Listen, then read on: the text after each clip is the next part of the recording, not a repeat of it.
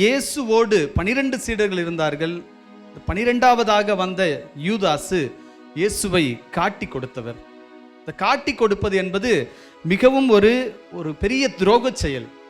நட்பிலே உறவிலே காட்டி கொடுப்பது இருக்கும் என்றால் அந்த காட்டி கொடுத்தலுக்கான விலையை நிச்சயமாக அந்த காட்டி கொடுத்த மனிதர் அனுபவிக்கிறார் என்பது நம்முடைய அன்றாட வாழ்க்கையில் நாம் பார்க்கிற ஒரு அருமையான பாடம். யூதாசு இயேசுவை காட்டி கொடுக்கிறார். எதற்காக? விவிலிய அறிஞர்கள் ஒரு சில காரணங்களை எல்லாம் முன்வைத்து சொல்கிறார்கள்.